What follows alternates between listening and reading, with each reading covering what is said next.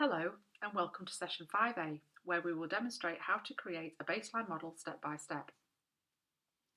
Go to the tool login link, and once logged in, you will see the home page. Here you can see a summary of the data and organisations you have been working with. Click on the Organisations tab to see the data available to you. All registered users will have access to test data in WRaPT organisations, and many will have additional organisations they have been assigned to or requested. The dummy data is available for users to practice and play around with the tool functionality. If you want to upload data for your own purposes, click on the Upload Organisation Data button, and then select the organisation name from the drop-down list. Then browse for the appropriate data file, check that you agree to the data sharing terms and conditions, and then click on the Upload button. Workforce data is uploaded via an Excel template. This template can be downloaded here.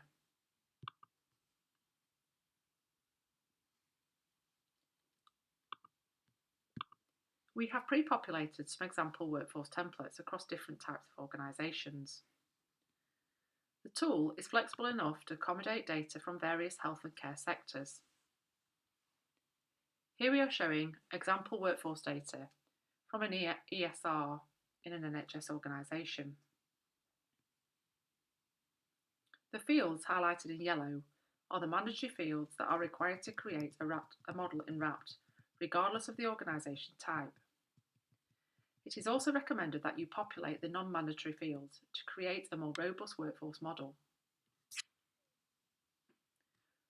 The type of format accepted in each field is available in the WRaPT user guide. The tool may throw out some errors if the format is incorrect.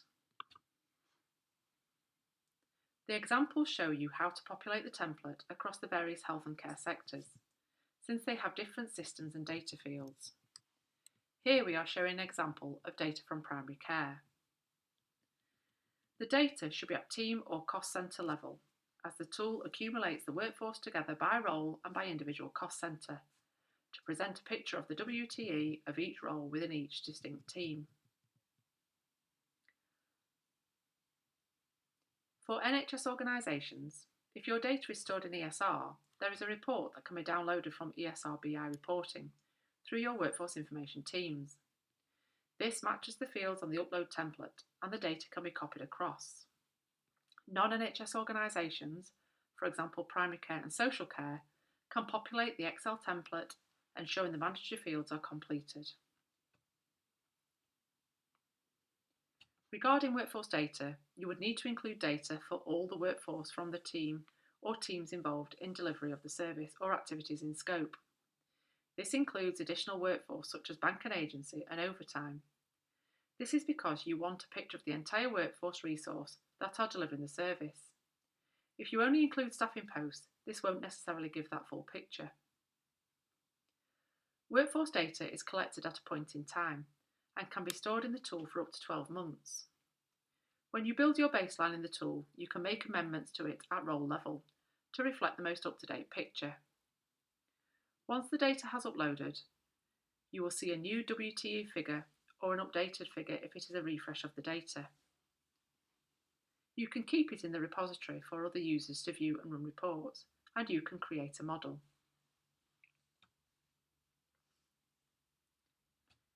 You can create a baseline model following the data upload in the organisation screen.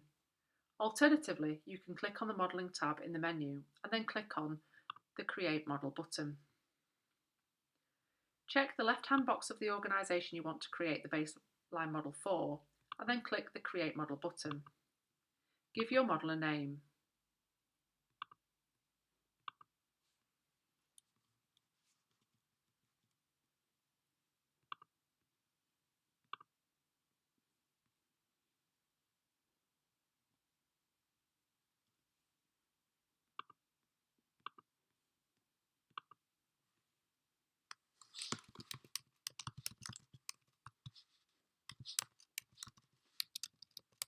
It is recommended that you add a date to the model name and include some indication as to what it relates to. We are going to create a model for a project we have been working on. The aim is to integrate and streamline a community mental health service. In this example, we are selecting data from 3 different organisations that are involved in mental health care within one locality. We like to use Excel to map workforce and activity to the correct teams so we can ensure the data has been apportioned correctly.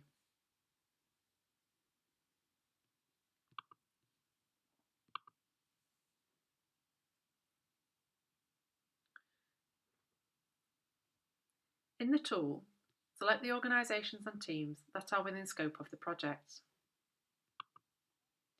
We can keep clicking on the arrows to see the lower levels of the hierarchy. Remember, this is from our workforce upload template and the organisation levels that we populated before upload.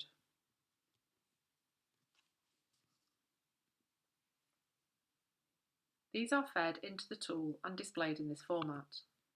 For this example, we have to go to the lowest level of hierarchy, as the roles involved in our baseline are associated at that level, which is what we want to model on.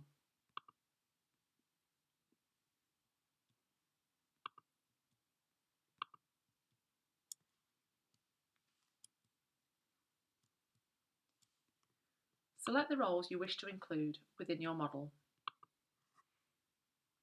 by ticking or unticking the left-hand box next to them. This can be all roles within a team, selected roles within a team, or selected roles across different teams and organisations. For the purpose of this demo, we are going to limit the number of roles that we are using. And please bear in mind, none of these figures are a true reflection on any of these services. In the CMHT team, we have selected the community nurse and the community mental health practitioner. In the local authority, we have selected the primary assessor and all the social worker and support worker roles.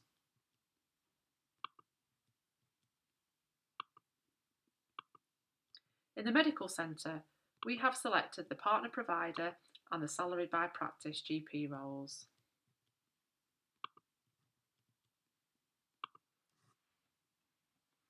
If the WTE has changed for any of the roles since the data was uploaded, we can also make amendments here.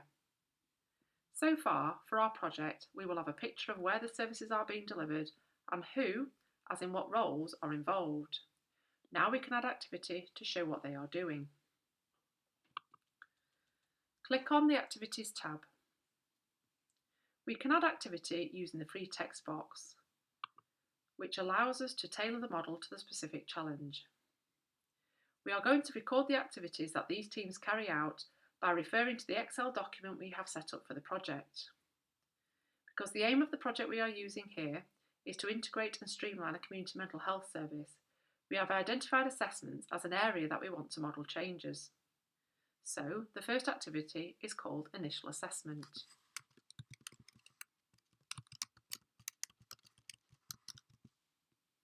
Select the activity type. Variable activity changes in correlation with other activities.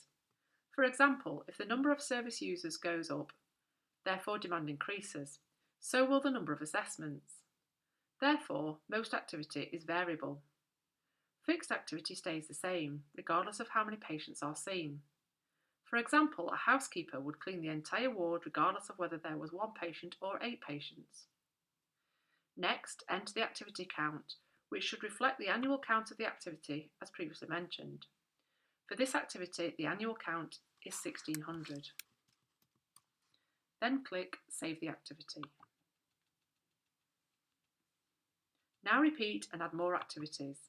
In this demo, we are going to add mid-level care, which is a variable activity and has an annual count of 1000. We are also going to add other, which is also a variable activity with an annual count of 1000. In this demo, other relates to all the other activities that the teams are doing and have been grouped together, because we don't necessarily need to go into that level of detail if it is not relevant for our model. This will have been explained in previous courses looking at workforce activity and driver data. Try and avoid having large numbers of activities. We would advise 15 at the most. This is because once you start applying drivers, the more activities you have, the harder it can become to apportion time to them in terms of the breakdown of the role. We now need to assign the activities to the roles we selected for our model. For example, initial assessments are carried out by all three organisations, an area we can investigate further for our future state modelling. Ensure you allocate the activities to the correct teams, as they may not be in the same order as your spreadsheet.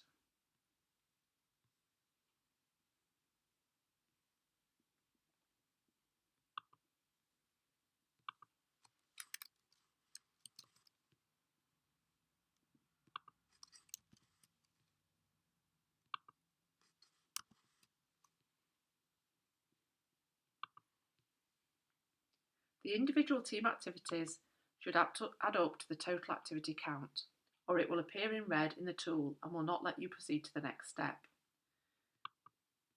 Now click on the Drivers button.